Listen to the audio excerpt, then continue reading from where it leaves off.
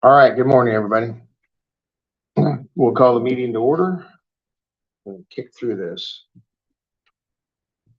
Motion to approve the agenda. I'll make a motion to approve. I'll second. Those in favor? Aye. Aye. Minutes of the April 21st, 26th board meeting. Make a motion to approve. And I'm not seconding it because there's some misrepresentation in it and you two can decide or we can do some corrections. Thank you. What you think was misrepresented? The statement in here was that, let's see. The packet in the meeting reflects his mediation. It's in the section on the public hearing, set date for public hearing. And this is no reflection on Karen. So Karen, I want you to understand that. But Eric himself said that that was not a mediation and that he at that meeting didn't, and we did not make any decisions. Well, I'll disagree to that because I spoke to Eric and it was a mediation. That's where we went through the whole thing page by page. Can I read a statement from him? It says, "We did not conduct the mediation and no decisions were made at the meeting." It's his words exactly. And when did he give you those? Like yesterday. When I spoke to him last week, that's not what he said, so. Well, that's fine, and you two can approve the minutes as provided. I'll second the minutes, so. All those in favor? Aye. Standard agreement between Wapello County Board of Supervisors, Christner Contracting Manager for Wapello County Building Renovation. The standard contract, Stevie has read through it and approved it. And she also did approve the one from 2 weeks ago.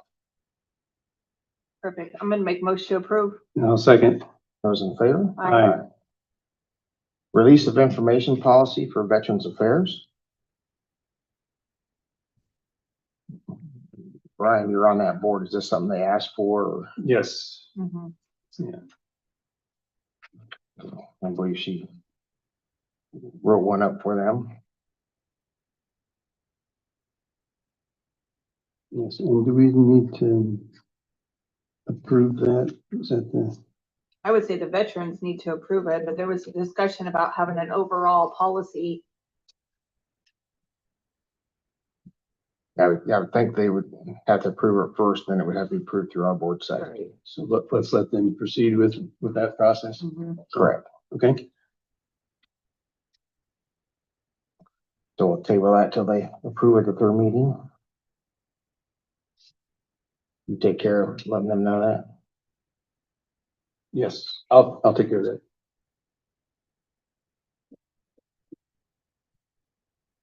Set public hearing for renewable energy ordinance.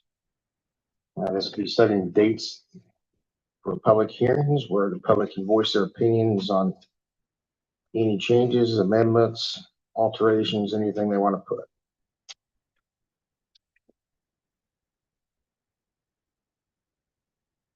And before we can set a date, we have to agree on an ordinance, and we have not. So it is apparent that there's no need to set the date. And I can address several issues, which I'd like to do. It's not on here to address issues. It's on here to set date. That's why we have public hearing, to address issues. I'm not saying. So if you don't agree to what's in there, then well, I'll vote to set a date. You vote and you're not, so we're stalemated. We'll go to set public hearing for fiscal year 25-26 budget.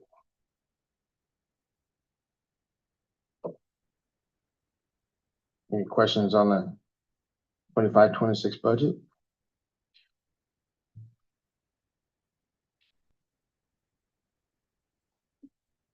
In the process.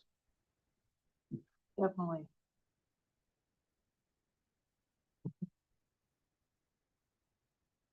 Questions on that, Brian? No.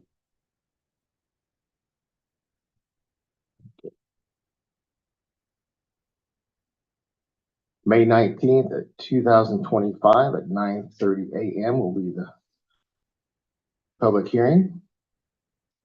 Motion to approve that time. I'll approve it. And I'll second. Those in favor? Aye. Geo Snyder Professional Service Agreement. We're updating the agreement with Geo Snyder to include GIS services. It's an additional 28,000 to the services they already provide.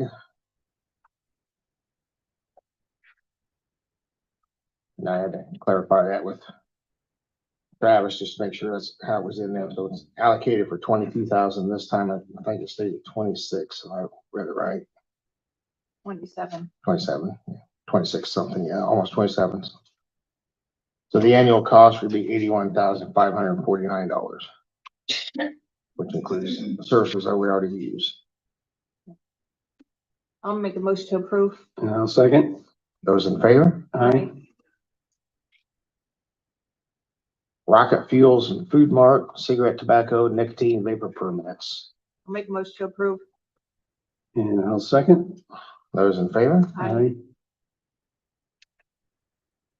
Resolution 14-2026, authorize auditor to pay claims. I'm gonna make a motion to approve. And I'll second.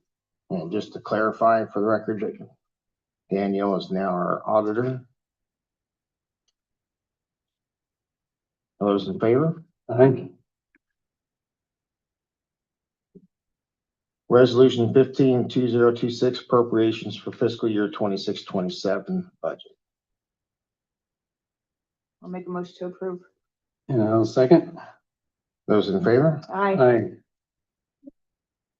Resolution 16-2026, selecting or setting elected officials' annual salaries. Auditor, county attorney, recorder, and treasurer, 75 cents an hour. Supervisors were $0. The sheriff was a $10,000 increase, and that's the back to blue policy was passed a few years ago. He has to be at a wage match of other similar positions throughout the state. So, any questions on that? Approval? I'll move to approve. I'll second. Those in favor? Aye. Aye. Resolution 18-2026, Iowa Code Section 317. Noxious weed control. Noxious weed control will go into effect on June 1st, 2026. We approved a policy on noxious weeds last year in May.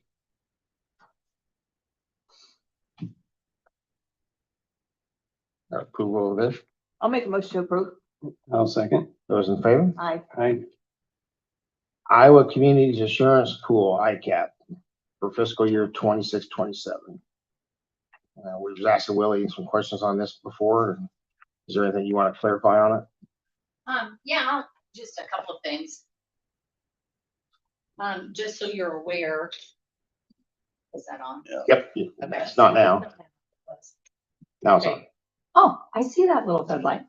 Okay, so, just to let you know, aware, I did receive the final department, budget changes for the 26 policy year. So those were submitted late yesterday afternoon. We will probably have the rating in the next 25 to 30 days, but I can tell you what the base rate changes are. And the important thing about the two areas that I'm seeing a lot of increase in, the base rate for property and auto physical damage is 0. And last year it was 0 as well. However, the general liability, auto liability, and public officials, those rate changes are about 3 to 6%. The general liability is basically rated on your budgetary expenditures.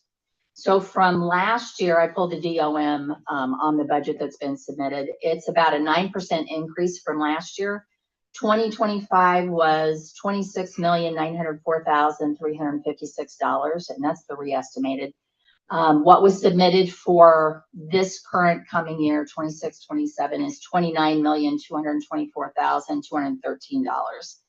On your claims, For the last 5 years, the county has had 79 claims that total $849,177.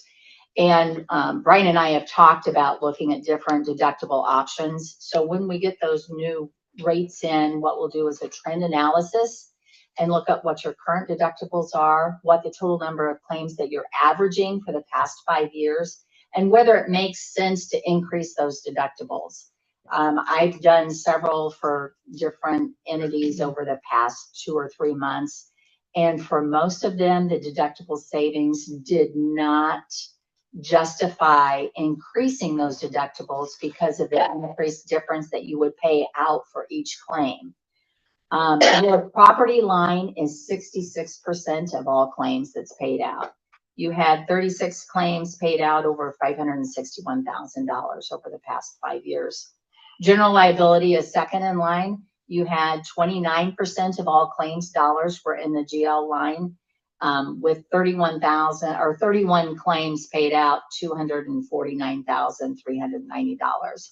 So that'll just give us some framework, and I'll leave all these details for you. So when we get to that point where we have the invoice, we can look at what these numbers are versus what the deductible savings would be on higher deductibles or adding deductibles. Right now in your general liability, we don't have one. We do have on law enforcement. Now I can tell you from last year when we did the rating to where we're at this year that we're rating, your fleet, which is your auto that we have insured, there's a $107,397 increase in valuation. And that transfers to about $1,147 in premium for 26 versus 25. However, your property insured value has increased about $13,258,982. And that's approximately $35,800 increase in premium. So what we can do there is everything right now is at replacement cost. We might want to go through and say, okay, this is a building we would not replace if something happened to it. So instead of insuring it at replacement cost, we only want to insure it at an agreed amount. And that agreed amount would be enough for cleanup and disposal and possibly replacing it with a different type of building with a different function, if that makes sense. But we'll have to wait until we get the actual rating back to determine what action you want to take on everything.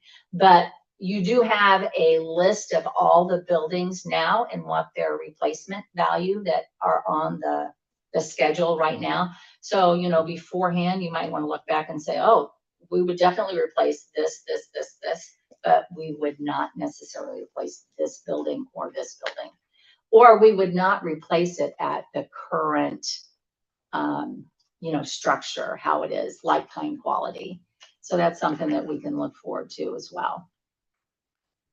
What you have now is the supplement, and as we mentioned earlier, I've already submitted that because it had to be done last Friday. I can do changes for the next few days, but other than that, what we normally do is we put a hold on everything. You have coverage for it automatically, but we will not make those changes until after July 1.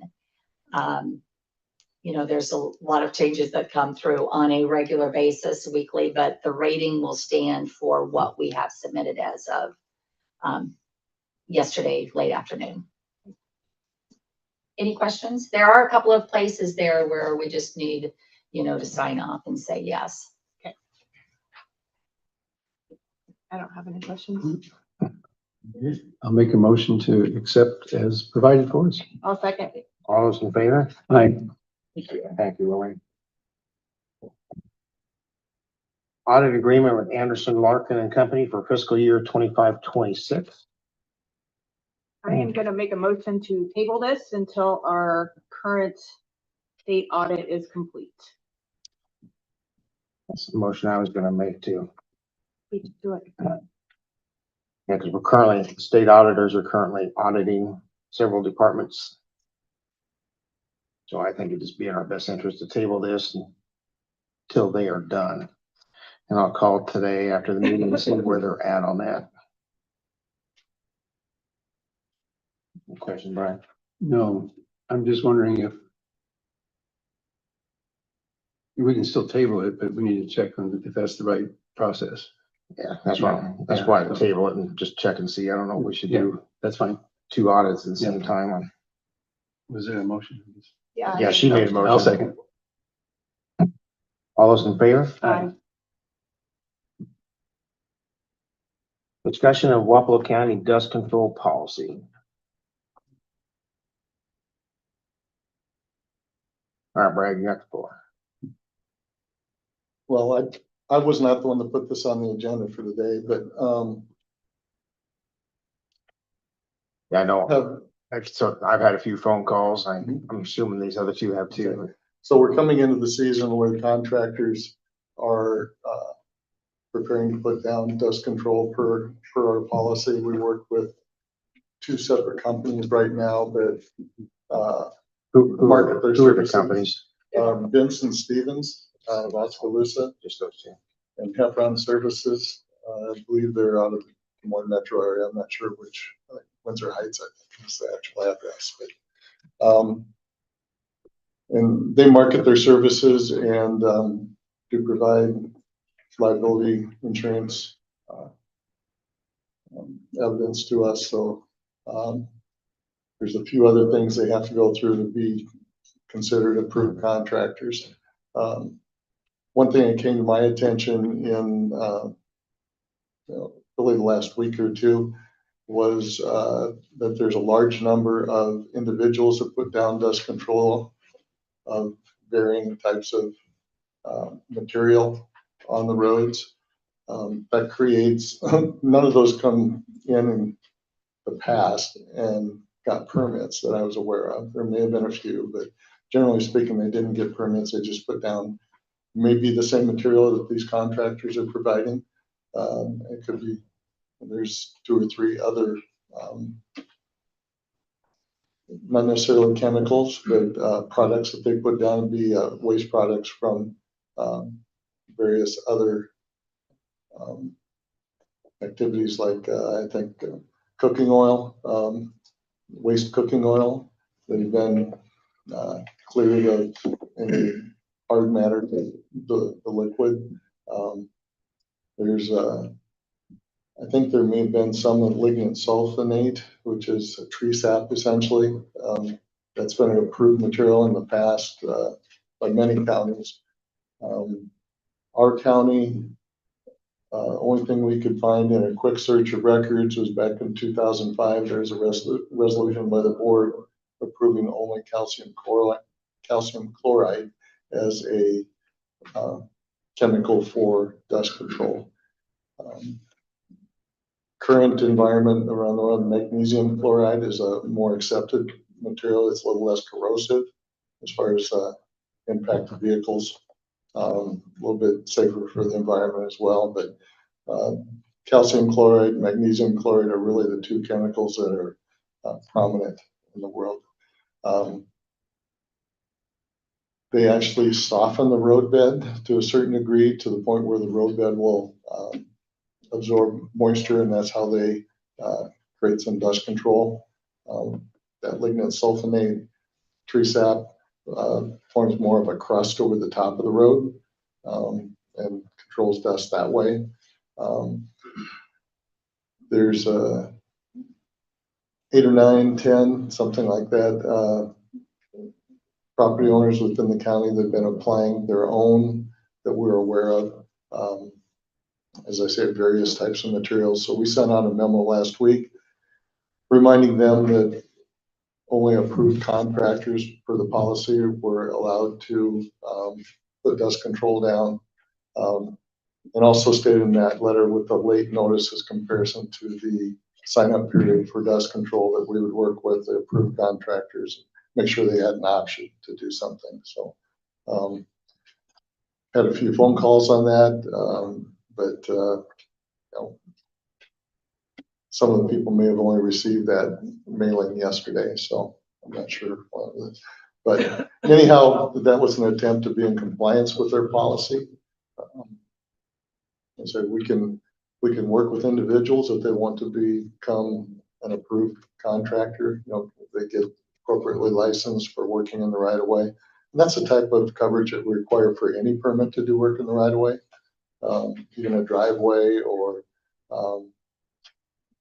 tile work, outlets into the right of way, any of that type of activity requires a liability insurance with the county as an additional insured. So it's nothing novel that we're looking at there. It's for the protection of the county from a liability standpoint. So what you're saying, if an individual wanted to come and go through the procedure to be an applicator, They could do that. It's a little, it's not as. or would they be done just as an individual with liability? Well, there's a couple other steps they have to go through. I'd have to read the actual step by step. As long as they were doing the calcium or the magnesium. Right, those are really the only two products. The lignite sulfate would be acceptable, but there's no one that currently is doing that as a contractor that I'm aware of in this area. I think the material got to be too expensive or, no, too difficult to work with or whatever. I'm not sure. It just kind of slowly went away through the process over the last 10 years. Not just here, across the state. It's just kind of dissipated. So you do have a permit process in place if somebody Yes. individually wants to do their own Yeah, project. and I can't tell you when, what year this was initiated, because the document that we have is updated annually for the application date, so it states the year for each season, if you will. But that, the resolution that the board passed was in 2005, April of 2005. It stated, it's real short. It was all by Wapello County Board of Supervisors that starting immediately, calcium chloride will be the only product allowed to be placed on any road in Wapello County for the purposes of providing dust control. Now, I think that was probably about the same time frame that used motor oil was strictly forbidden for use on road beds. So that may have been accentuating that DNR decision as well. So.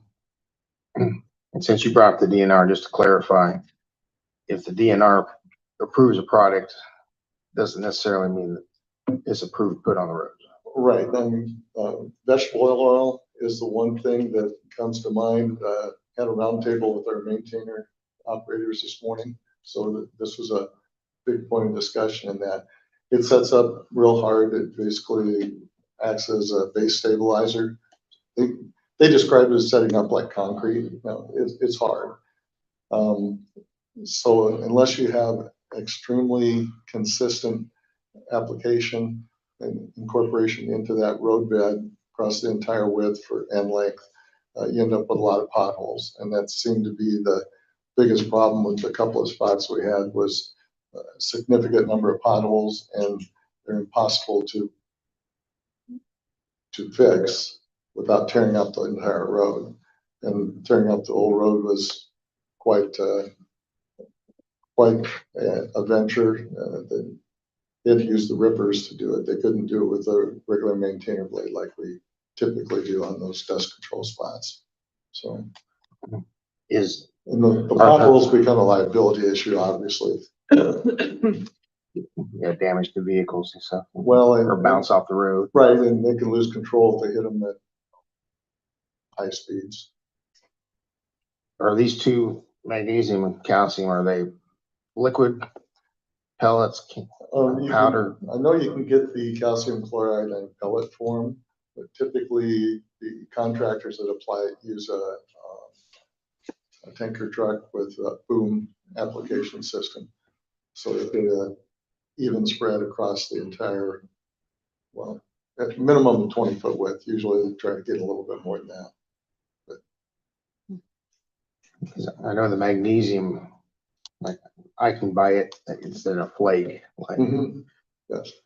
And so it's possible for an individual to do some dust suppression, which is what this is considered. You put down the flakes and then you have to wet it to activate it. You're essentially doing the mixing on the ground rather than in a tank. So you're proposing that we need to do something with a new resolution, is that correct? Well, I think at least allowing the magnesium chloride, which has really been the industry standard for several years, would be appropriate, whether that's by resolution or updating our policy. I guess I would defer to you, which needs to be the appropriate action. We would have to do it by resolution because according to that resolution, we can only use one thing, so. Yeah, and I do think lignite sulfonate is also a recognized product statewide, Midwest, US that is used, but it's less common now, but it's a little different treatment for us, but we can manage it. And it's not harmful to the road or the environment. If we was to work with the individuals that want to work with you, liability insurance, I keep hearing you say, would be required. I think so. I think if you talk with our insurance carrier, they would agree. It's like any other activity within the right of way, liability insurance is required.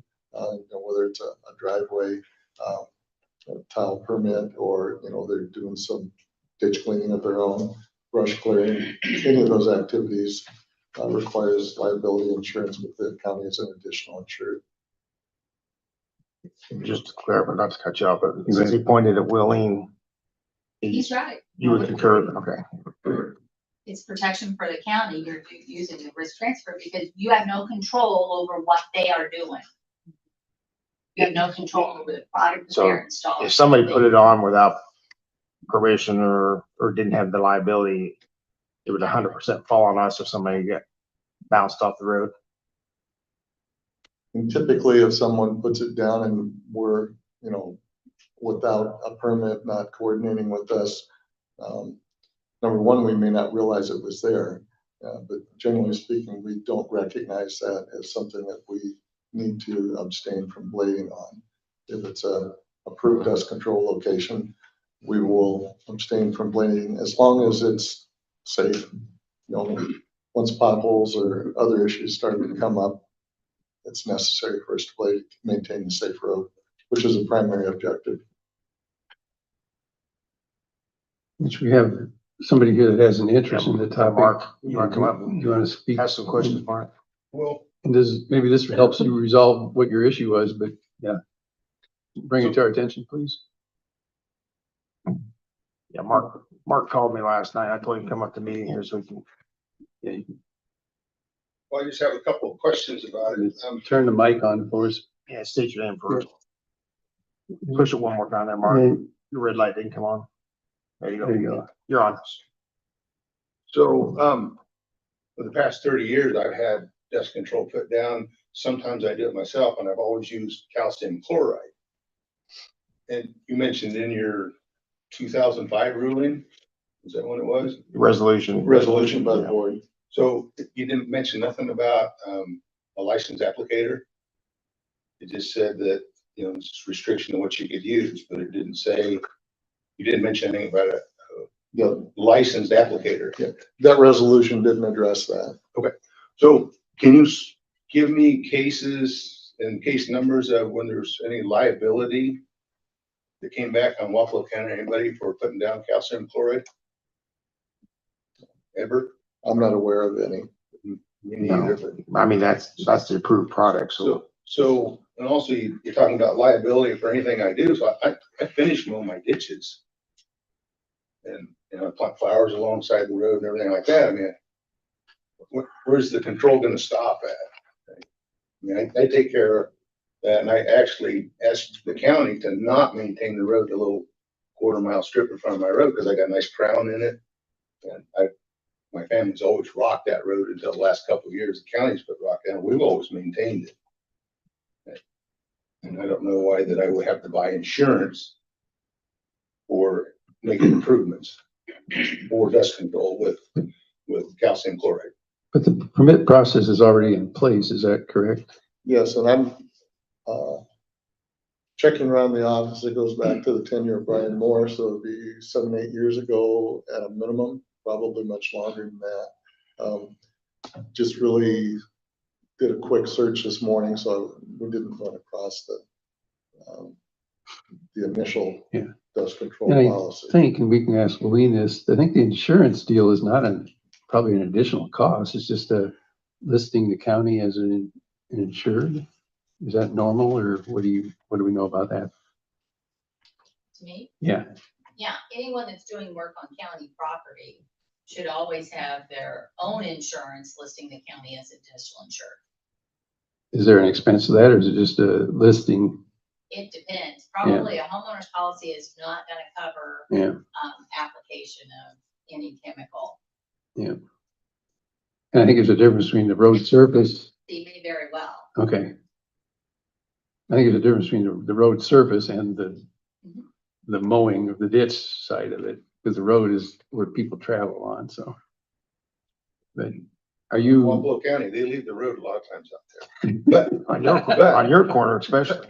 I understand, but, I guess I'm looking for, approval of me to go and continue putting my calcium chloride down without having to worry about liability insurance or being a licensed applicator, because that's, getting licensed is not the easiest thing to do. It takes time.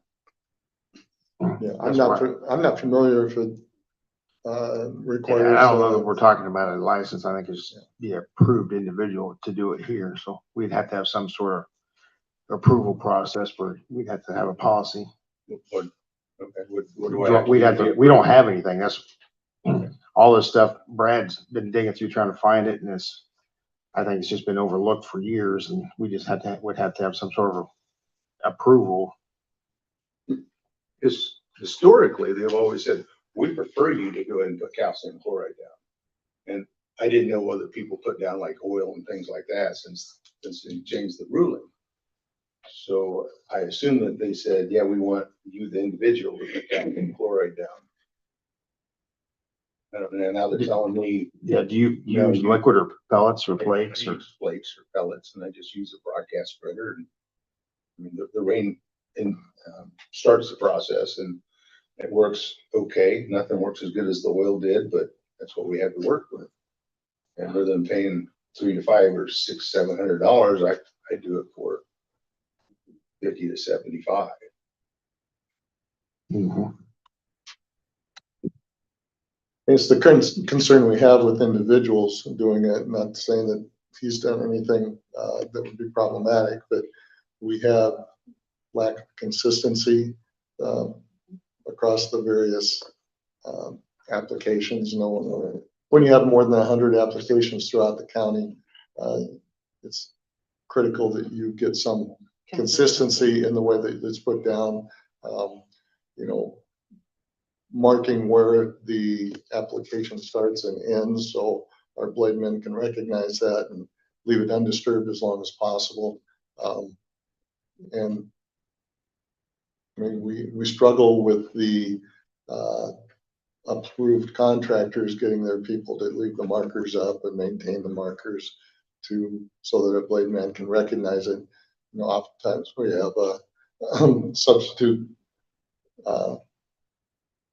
operator in the machine and make sure it's covered during vacations and so forth. And, you know, they may not recognize the calcium right off because they're not looking down the road. Usually they're looking down at the road immediately in front of the machine for, you know, adjusting and keeping on course and so forth. So they end up blading through those areas often if we don't have a consistent system for recognizing it. Let me throw this out there at you. What if an individual bought the treatment? Do we have a county broad spreader that could put it on? Not that I'm aware of. They can use mine. Seeking Would that eliminate the liability insurance, William? What? Like if Mark bought the product, but we had a county employee put it on? I think you're getting messy. Yeah, and then we'd have to charge for us being involved with it. We've got more than enough to keep us busy the way it is, but, I don't know, I think maybe this year we're gonna have to compromise with, work with some of the people that, for example, have already invested in material to put down. You know, we don't want them to have unnecessary expense, but, you know, I think going forward, we wanna try and get to a policy that we can live with. Decide if it's gonna be licensed contractors only, or if we're gonna allow some form of individuals to put it down. But consistency is important in this type of operation. We as a department would just assume there was no dust control, because it's a challenge for us to deal with. It's tends to break down the rock and require more rock in those particular locations over time. So it's an added expense and a complication we just do not have, but we understand why people want dust control. If I was in a situation and I was on the north side of the road, I would definitely want dust control. Not to throw a wrinkle in, like, I know there's only two on here, but like Neutrina, by Yeah, a contract, they're supposed to do their road. yeah, we do have a couple of businesses that have a special arrangement, but they contract with, usually with a contractor that is qualified to do it. They may not be the same two we have listed. They may have a statewide agreement with somebody who's going to do it, but it's always a licensed contractor with the coverage we talked about. Did I hear you right that calcium chloride will break down the rock on the road? That's the way it operates, yes. Magnesium chloride similarly, but not quite as bad. And the magnesium chloride is less corrosive to vehicles and the environment in general. But they're both still allowed by DNR. So it sounds like you're gonna try to work with the ones that's been doing it. And we'll do our best to, I mean, Get something figured out for this year. right. But going forward, we really want to reach a solution that is, I don't know, consistent. We'll put on the next agenda, Karen, to update that resolution with all the approved. I'll get you copies of this year's copy of the policy, which has the dates for application this year and so forth in it. That's why it says 2026.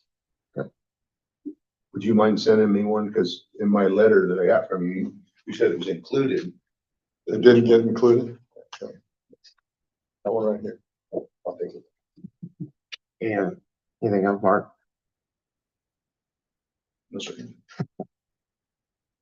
I think we have a good consensus. Mhm. Thank you. Thank you, gentlemen. Thank you. Okay, next up is any other business, Read through it. and we got the Blacksburg Library. I'm gonna call. All right. Thanks, Mark. Thanks, Mark.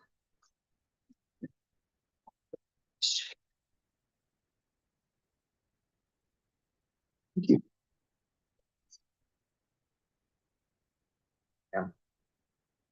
you.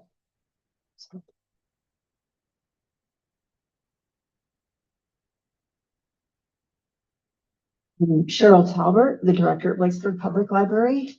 Eileen Johnson, I'm the treasurer of the Friends of the Blacksburg Public Library. And we are coming today. The last time we was here was back in 2019. Our Friends of the Library organization purchased a building to renovate for a new library. And we are getting to the home stretch of that project. The first few pages of this PowerPoint I had put together, it's actually just giving you some information about the history of the Friends of the Library, some of the types of projects that they have funded in the past. But ever since 2017 or 2015 or so, we have actually been focused on getting a permanent home for the library. The library had moved around a little bit. For a while, it was in the community building in Blacksburg. And in 2014, they raised the lease so high that the library couldn't afford it. So we went into an agreement with the school, and we were actually housed in a couple of classrooms at the old school building that was not being used for classes at that time. And then through generous donations and fundraising, the Friends of the Library were able to purchase an old automobile repair shop. You can see pictures of that on page 5. And we started working with Rod Curtis Architect Firm, came up with the floor plans and the renovation for us. And then we got our first grant in 2019. The Wapello County Supervisors at that time gave us a grant for $12,500 to put toward the project. And we ended up with the first project we did in 2020 was the exterior of the east end of the building and the roof, and that was at a cost of $46,000 some. Ever since then, we have done a complete new sewer line, and we worked with our architects and with our contractor to finish the east end of the building first, because that was where the HVAC system was installed, the restrooms were there, the kitchen was there, all of the real guts to make the building function were in that end of the building, and we didn't know for sure how long we were going to be able to stay at the school. So we thought by finishing the east end of the building first, we could move into that facility if we needed to while we finished the west end. We did get the east end finished. We had a nice grant, several nice grants from Atomo Regional Legacy Foundation, and we got a $60,000 Roy J. Carver Trust Foundation grant for libraries that helped us finish up that east end of the building. We moved into there in July 2023, so our first fiscal year, FY24, we were in that building. Darren attended our open house there along with former supervisor Jerry Parker. We had an open house in the meeting room as it's set up as a meeting room. And then after that, we moved all the library furnishings and shelving and things in there. And we're operating our library out of that small space. The west end of the building, we finally finished the exterior last winter. And we are ready to move forward and get that interior of the west end finished. On pages 10 and 11, we have photographs of some of the places that have funded us. We had Atomo Regional Legacy Foundation, Wapello County Supervisors, Wapello County Foundation Grant, a Cargill Cares Council grant, the Roy J. Carver grant. And then in addition to that, if you look at the revenue underneath there, we have had over $93,000 in donations and those were major donors, ranging from $4,000 up to a $36,000 donation of individuals. And then we have done a lot of fundraising. There was over $78,000, I believe, in fundraising that we did as an organization, and then also smaller donations. We ran a fundraising campaign. Blakesburg, the high school, was the Wildcats before it merged with Eddyville, and Eddyville, Blakesburg, and Fremont became the Rockets. So we were looking for 100 Wildcats with $100, and that raised a total of $8,000 toward our goal. But on that page, we have all of the funding that we have raised so far. So we've raised $384,628. And then on page 11, the chart up there, the graph shows all of the expenditures that we've had thus far. And in the graphic, it tells you how much each project was and what percentage of the total that we spent on that section so far.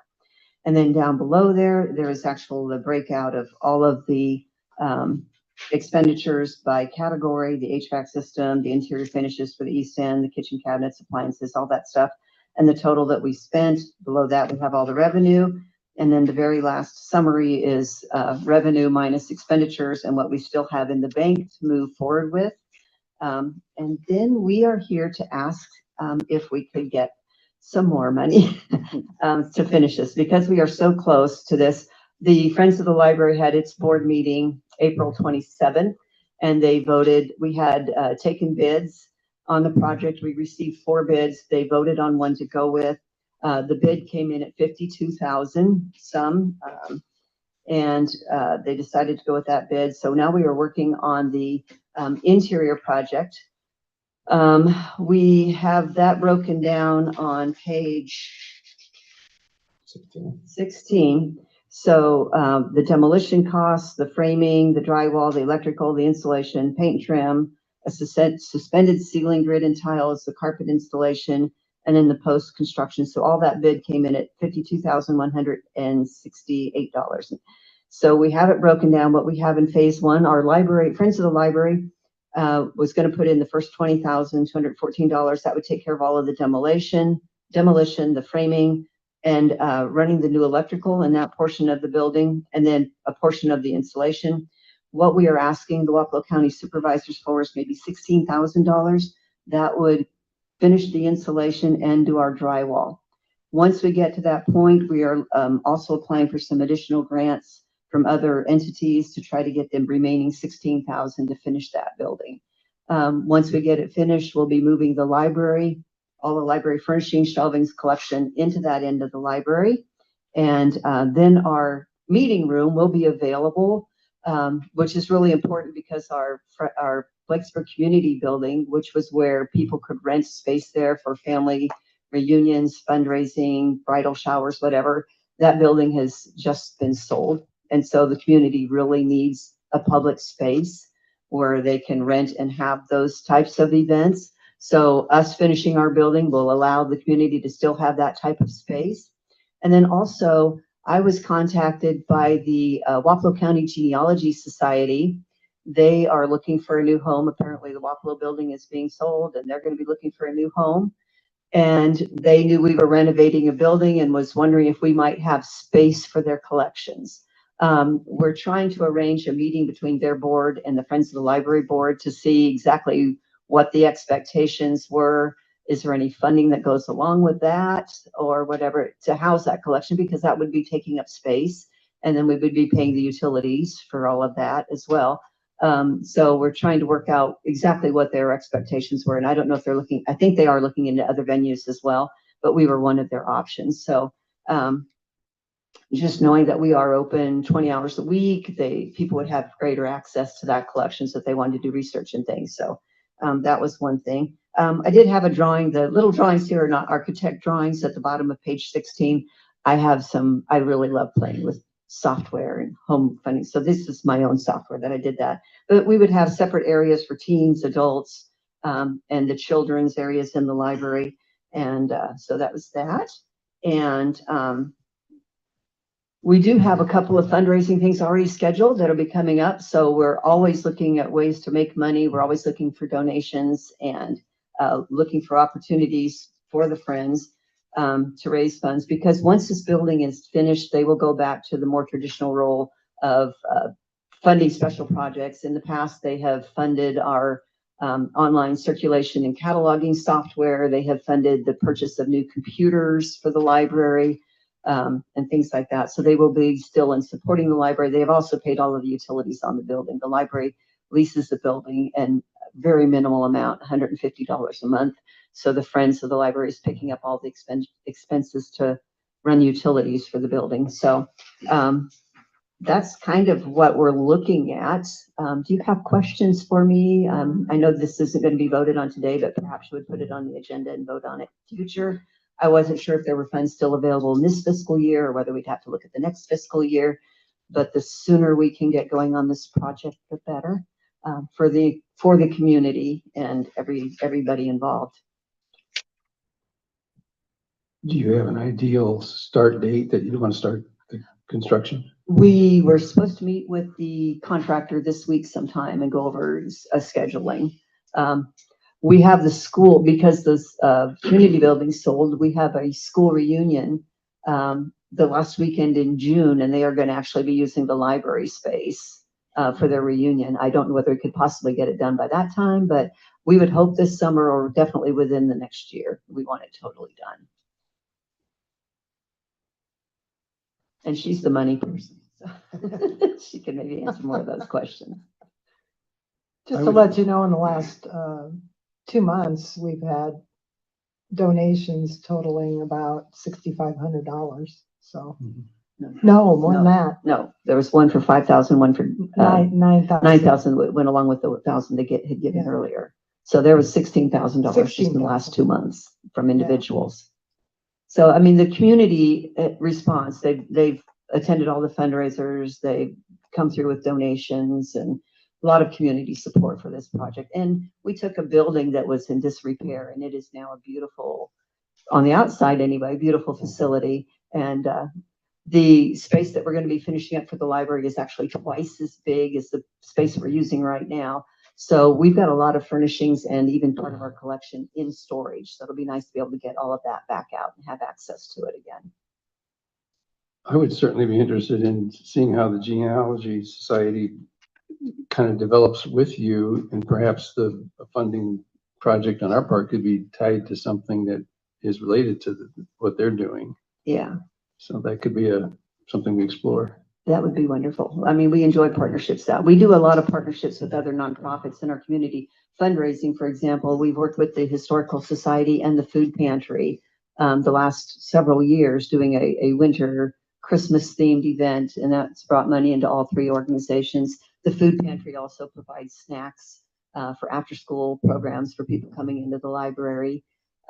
Because kids are always hungry when they get out of school and they come into the library. And so the Food Pantry's worked with us. A person who's on the Food Pantry is also on our library board. And in a small town, as small as Blacksburg, 274, you've got the same people working on all of the Historical Society and the Food Pantry and the library board and the Corn Carnival and the Garden Club. So all the entities really work well together. And again, it's a lot of the same people in the same different organizations. So Yeah, the volunteer list gets smaller. it does. And we're all getting older. And I think we need to do some research on where we're at on some of our accounts. Yep, this is something we can use lost for.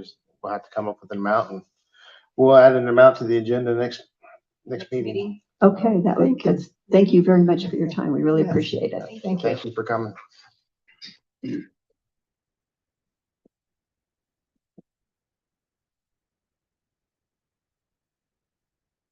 you have any other new business? Yes, a different topic. Carrie, you've been involved with the board for Mark Rowe's organization. At some point, I'd like to kind of get an update from you on how that's going and how our new investment is being used to help Sure. economic development. So Absolutely. I'd like to have an update sometime. Yep, thank you. Yeah, to tap on that, I don't know how much play they had in, but Eldon has 3 thriving businesses and one new and open, right? So the what, Whitey's Whitey's is is gonna going well. reopen, Yep, and then the ice cream shop in the old city hall. and new ice cream shop. And I understand the coffee shop.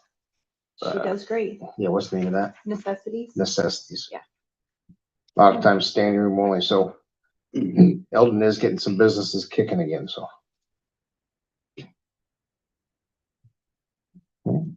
Chad, you got anything? Yeah, I got a couple things for you. Only 2? Only 2.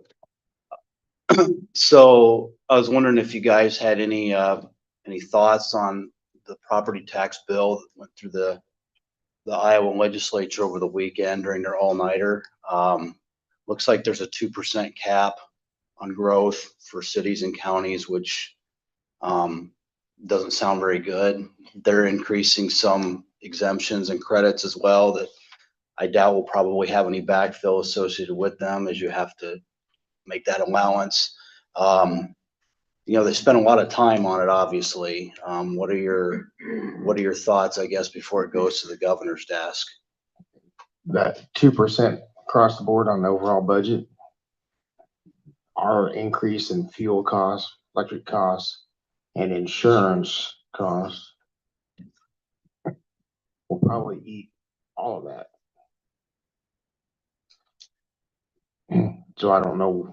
It just seems more and more like they're pushing the consolidation. Because if there's no budget increase growth, there is no growth, so. Do you kind of anticipate then, I think this is supposed to kick in next fiscal year, 28. Yeah, I didn't get all the way through this. I don't know if you did, but they were keeping 718 and They just did. and renewing it, which is a disaster from the beginning. Do you anticipate with these changes that they've made that preparing your budget for next year will be as difficult or even more so than it was this year with Yes. all the cuts that had to be made, the money that was moved around? Like you said, Darren, your growth is gonna be pretty much swallowed up in, expenses, insurance and whatnot. Mhm. Is it just gonna get tougher, do you think? It's gonna get tougher. And it's gonna be harder and harder to keep good people employed with the county. Because you can't increase their wages to match the growth. Because the cost of living is gonna go up regardless. I bet you the cost of living goes up more than 2%. What about like the exemptions and the credits that they're, increasing? I know a lot of it is done with the homeowner in mind by, increasing the exemption on properties, so they're not as, there's not as much sticker shock, I guess, when there's increased valuation. But then again, how does the county benefit from that other than, increasing those exemptions for whether it's senior citizens or whatever? How do you, when money's already tight and you have to do these, how do you kind of make up for that? That's what the state isn't allowing us, is any backfill on those exemptions. So the 2% increase, they're gonna make it smaller with the exemptions because we're gonna lose more revenue there too. Mhm. But some of those exemptions should be in place. They should have been in place a long time ago, but they can't decrease. They're just taking more money away that they're giving you and allowing you less to get. Yeah. The other thing I had a question on is, where does this renewables ordinance even go now? What are the next steps that you guys can do? Because you couldn't get a public hearing set, date set today. There's obviously big disagreements on the language that's in it, the figures that are in it. So what do you see as the next steps now? Because there's probably people, and I don't really have skin in the game, but I'm sure there's people that want a little bit of finality on this one way or the other, whether it's the ordinance that's been revised or there's no ordinance at all. What do you do now when you do have a document, but no hearing date set and plenty of disagreement still? How do you work through that to try to get something to where you can get to a vote? That's a question I actually asked a couple of different attorneys and I don't have an answer yet. There may be such thing as a public vote, maybe on the ballot. But how do you can't put an ordinance on a ballot. So it would be like a yes or no. And then that doesn't leave a whole lot of leeway, yes or no, so we need to figure a way to work it. And I don't know. But what's interesting is the proposed ordinance that we're supposed to have at the public hearing is actually an advocate of wind turbines in the county. And so my position of doing nothing actually is in favor of those people that don't want, wind turbines at all. So, it's like, I feel this topic should have been covered 15 years ago. That's what everybody tells us. Worst case scenario is we continue as we are. Is that all that bad? I think it is, because I would like to have the economic development, speaking to your first issue, the economic development of this would grow our revenue. And so we would solve our problems as a county that way. We have other economic development opportunities, I agree. And one that I was excited about is Miranda's announcement that we've got 26 housing applications compared to 6 last year. That's new real estate tax dollars paid to the county in the future. I like that kind of good news. Is there just a situation though where you could set a date for a public hearing and it'd be your first reading? Brian, you could vote it down. It fails automatically. It's probably not going to pass on a second or third reading either. That way, there's no ordinance in place at all. I don't even know how that would even look. Because right now it looks like if this ordinance came to a vote between you two, it would fail. I'm just curious what what it looks like when it looks like it's just kind of bound to fail. I mean, obviously this ordinance wouldn't pass most likely at any reading, but do you go back to the draft? Do you have nothing? I mean, what does it look like? You know, and how can the ball keep advancing a little bit, so to speak? We spent $36,000 on that ordinance and we tend to ignore it. So yes, I'd be fine to go back to that document, and make some adjustments. I think we could do that in good faith together. I have, I've read through the material provided on the proposed ordinance, and there's some real issues that need to be resolved. 95% of it, there's no issue.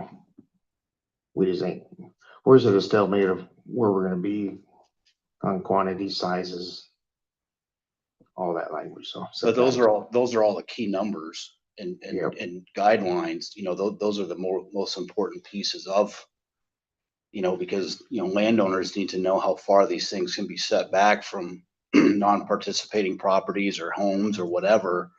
But there seems to be such a gap in where you're at between those distances. I mean, is there even room for, I guess, for, compromise further? Or, I mean, is it just going to take more, work behind the scenes? Or what's it going to take, do you think, to kind of come to some sort of agreement if you can get there? At some point, we're gonna have to come to an agreement, so we're just gonna have to bite it down and figure it out. We'll just have to come up with a time that, because right now there's been no back and forth, just this way or that way. And I would not be opposed to a public hearing from the standpoint of just doing that, but we've been doing that for some time without progress. But the real issue is, still amazes me that nobody even knows. I still have people like, I didn't know this was on a thing. Yeah. And there we go back to, we have no way to notify everybody except for a mailing. Mhm. Because you don't reach everybody, radio don't reach everybody, social media don't reach everybody. And so there we have it. Jared and I just agreed on that. Yeah, the only solution I've ever come up with from talking to other supervisors was Winterset. They just did a countywide mailing. That was the only way they could figure out to do it. They sent out postcards, Mhm. because that's the only thing that actually reaches everybody in the county. So is this just kind of an open-ended timeline for when you want to get this done? Or, I mean, you can't really put a date on it, but at this point, if, when you can't set public hearing dates because there's too much agreement on what's in the ordinance, always too much disagreement on the key parts of the ordinance. It's been 3 years. I mean, it's been, that Dusty Fox has been here for 3 years. You guys have had some sort of an ordinance for pushing a year now, or pretty close to it. What, is this just kind of open-ended right now, or as far as when you want to get this done, or do you have at least a deadline and date or in your mind about, when you'd like to see this wrapped up? Or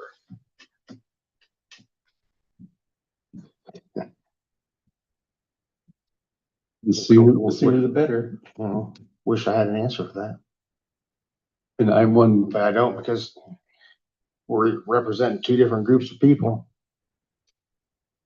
And the two different groups of people obviously don't agree either, so you got two sides, the wants, the no wants. but I have respect for the opposition. And I think we can mutually, as citizens of Walpole County, work on this and reach conclusions that are good for all of us. And that involves some compromise. I have hope.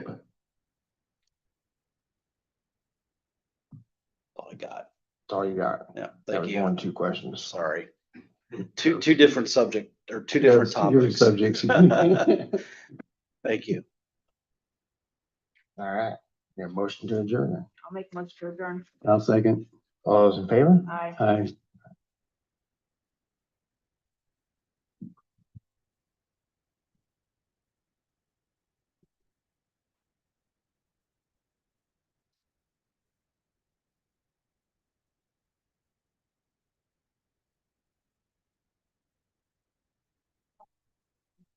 Downloaded it.